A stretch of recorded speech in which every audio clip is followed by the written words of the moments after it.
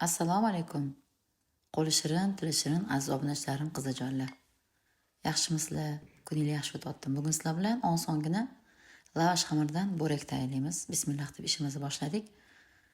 Mana shunaqa shavl deydimi, katta-katta bargli ko'katdan olamiz. Ismini bilsanglar yozib ketinglar kommentariyada, topolmadim. Shuni yuvib, yaxshilab 3 marta banda qismini olib tashlab, barg qismini shunaqa to'g'rab olamiz.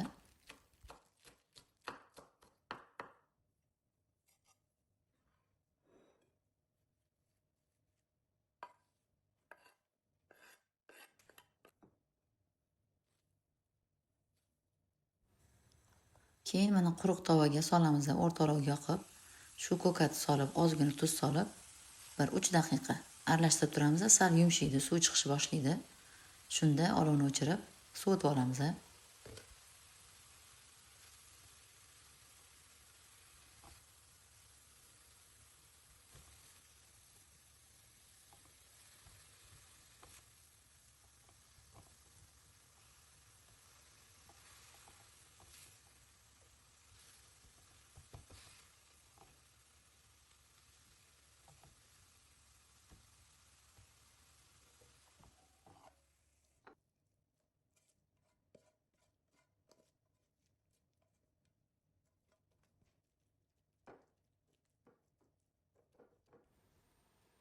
Keyin esa xohlagan sir turidan olamiz.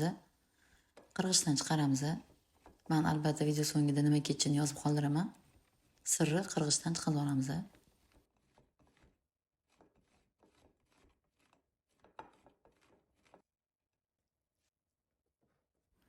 Va sir bilan ko'katni yaxshilab aralashtirib olamiz, ko'rganinglardek.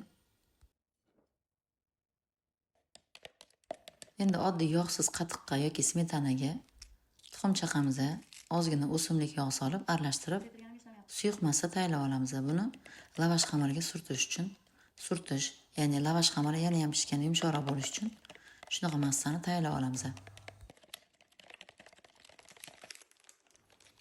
Endi xohlagan turdagi, xohlagan kattalikdagi lavash xamirini mana shunaqa ochib olib, boyaga tayyorlab olgan massamizni bir tekisda qilib suramiz.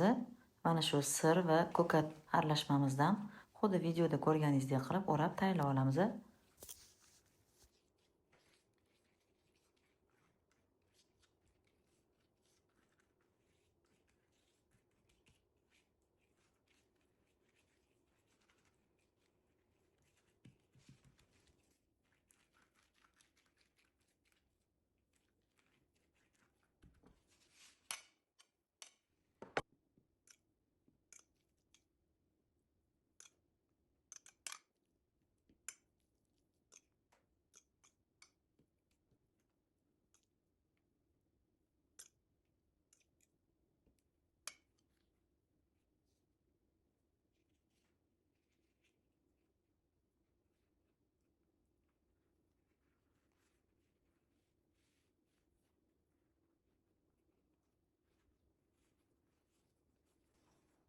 Va duxovka pechiga qo'yiladigan bitta idishimizga ozgina o'simlik yog'i surtamiz.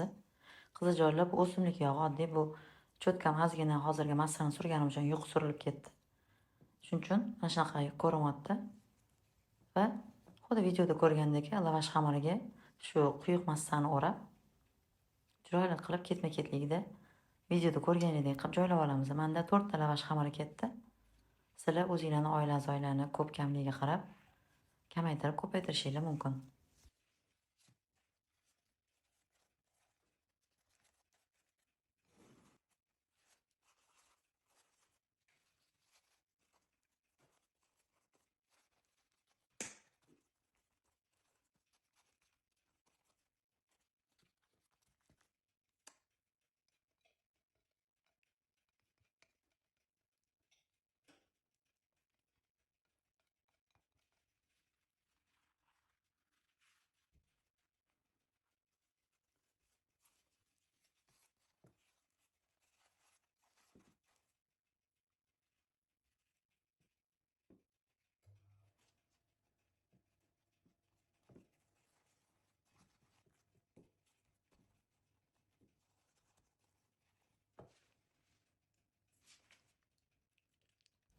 Mana aziz qizlarjonlarim, ko'rayotganingizdek hammasini joylab oldik.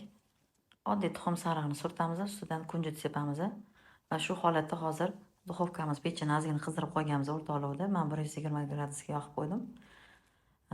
Pechga qo'yganimdan keyin 130 gradusda 20-25 daqiqada pishirib olamiz. Lavash xamiri pishsa bo'ldi. Ichidagi sir, ko'kat shundoq ham pishgan. Sir ozgina eriydi. Shunaqa mazasi ozgina qoladigan mazali bo'rik tayyor bo'ladi. Albatta tayyorlab ko'ringlar va qanaqa tayyor bo'lganini kommentariyada yozib qoldiringlar. Ustiga kunjut sepamiz mana. Xohishga ko'ra bezatib orasida xuddi somsaga o'xshab chiqadi, lekin ichida ko'kat va sir bo'ladi. Xohlasanglar sir, ko'kat o'rniga boshqa narsa solib olsa ham bo'ladi lavashga. Tuxum masalan qaynatilgani to'g'risizlar, ko'kat bilan yoki pishloq bilan kolbasani to'g'risida aralashtirasizlar. Shunaqa massa ham tayyorlasa bo'ladi ichiga yoki qiyma, oddiy xom qiyma go'sht bo'ladi. Shuni ham piyoz bilan xuddi somsaga o'xshab qilib olib, shunaqa massa qilib o'rab pishirsa ham somsaga o'xshab chiqadi. Mana qizlarjonlar qip-qiza bo'lib, chiroyli bo'lib pishdi. Ozgina sovutdik. Endi kesib ko'ramiz. Ichlari yumshoqqina mayin. Sirlari shunaqa yeganingizda mazasi og'zingizda qoladi, sirlari erib ketgan bo'ladi. Albatta bu ko'kat juda ham foydali. Ko'kat turini almashtirish ham mumkin ko'k piyozga yoki oq piyozga yoki boshqa bir ko'kat turlariga almashtirishingiz mumkin aytganimdek. Qizlarjonlar albatta tayyorlab ko'ringlar. Mana ichini ko'rasizlarmi? Shunaqa holatda bo'ladi. Albatta lavash xamiri juda ham bizga qo'l keladi hozirgi paytda. Tezda hamma do'konlardan lavash xamirini topsak bo'ladi. Tezda o'rab pishirib tayyorlasak bo'ladi. Albatta videomiz sizlarga yoqqan bo'lsa like qoldirib, kommentariy yozib qoldiringlar va yaqinlarga ulashib qo'yinglar. Totli xonadonda totli mazali taomlar pishirayotgan kelinjonlarimiz, qizjonlarimiz qo'llari dard ko'rmasin. Sog' salomat bo'linglar.